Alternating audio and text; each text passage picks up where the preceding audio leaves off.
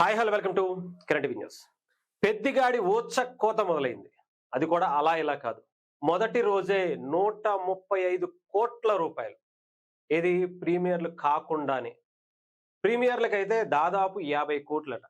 ఇంకా ఆలోచించండి, పెద్దిగాడి సినిమాకి సంబంధించి ఫస్ట్ డే రికార్డ్స్ ఎన్నున్నాయో గతంలో అవన్నీ పక్కకు పెట్టి పెద్దిగాడు తన ఖాతాలో వేసుకున్నటువంటి పరిస్థితి కనిపించింది. ఇంకా రామ్ చరణ్ గారి పర్ఫార్మెన్స్కి అయితే భారతదేశంలో ఉన్నటువంటి అనేక ఎనలిస్టులు, ప్యానలిస్టులు అందరూ కూడా రివ్యూస్ ఈ సినిమాకి మనం పేరు పెడితే చెబుతీసి కొట్టేస్తారా నాయన, తప్పు రామ్ చరణ్ గారి పర్ఫార్మెన్స్కి మనం ఎక్కడైనా మచ్చ వెతికితే మామూలుగా ఉరికిచ్చి కొట్టరు అనేటువంటిది కనిపించింది. మామూలుగా మన తెలుగులో అయితే నేను నిన్న కూడా చేశా. తెలుగు సినిమాకి సంబంధించి కొంతమంది కులపిచ్చితోనూ ఇంకొక పిచ్చితోనూ ఆయన ఎదుగుదల చూసో కొంతమంది ఏదో ఒక రకంగా తగ్గించాలనేటువంటి కుట్ర ఎప్పుడూ చేస్తూనే ఉంటారు. బట్ ఈసారి మాత్రం అలా చేస్తే జనాలు మామూలుగా కన్నరు.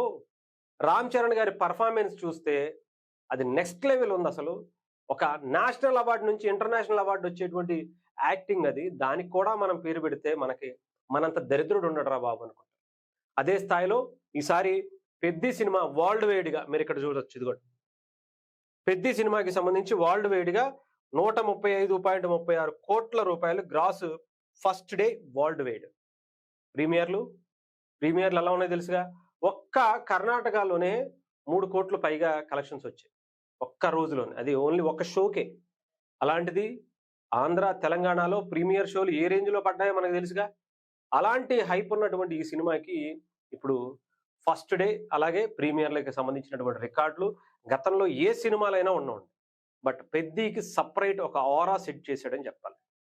అంటే ఆ రికార్డులతో పాటు కలెక్షన్ రికార్డులు ఎలాగో వస్తాయి, దాంతో పాటు అవార్డుల పంట కూడా ఈసారి పెద్దికి పండబోతున్నాయి. అది కూడా ఇలాంటి అవార్డ్స్ కాదు, నేషనల్ అవార్డు నుంచి ఇంటర్నేషనల్ అవార్డు రామ్ చరణ్ గారు ఈ సినిమాతో అందుకోబోతున్నారని ప్రతి ఒక్కళ్ళు కూడా చెప్తున్నారు. సినిమాకి సంబంధించి ఏమన్నా చిన్న చిన్న మిస్టేక్స్ ఉంటే రామ్ చరణ్ గారు ఆయన యాక్టింగ్ సునామీతో కొట్టుకుపోయేలా చేశాడు. అంత పవర్ఫుల్ యాక్టింగ్, అంత అద్భుతమైనటువంటి యాక్టింగ్. అసలు ప్రాణం పెట్టి పనిచేసేటువంటి పెడతారు అని చెప్పి కొంతమంది యాక్టర్లే మనం చూస్తాం. అటు కమల్ హాసన్ గారినో, లేదంటే అమీర్ ఖాన్ గారినో, లేదంటే విక్రమ్ గారినో, ఇలాంటి వ్యక్తులు ఎలా ప్రాణం పెట్టి సినిమాని నిలబెడతారో మనం చూసాం. క్యారెక్టర్ని అలా లీనమైపోయి వాళ్ళ బాడీని ఏ రకంగా మార్చుకుంటారు. అదే స్థాయిలో ఇప్పుడు మన తెలుగులో కూడా ఒకడొచ్చాడు. ఇంకా పక్కాళ్ళ గురించి మనం పొగటం కాదు, ఇప్పుడు మనమేంటో ప్రపంచానికి, దేశానికి చూపించేటువంటి ఒక గొప్ప నటుడు, ఒక మెగాస్టార్ కొడుకుగా వచ్చాడు ఆయన రామ్ చరణ్ గారు. ఇంకా రాసి పెట్టుకోవాలి. ఇక్కడ నుంచి మనం భారతదేశంలో, ముఖ్యంగా మన ఆంధ్రప్రదేశ్, తెలుగు రాష్ట్రాల్లో చూసాం. ఇప్పుడు భారతదేశం చూస్తుంది, ఆ తర్వాత ప్రపంచం చూస్తుంది రామ్ చరణ్ గారిని. అందులో ఎటువంటి సందేహం లేదు.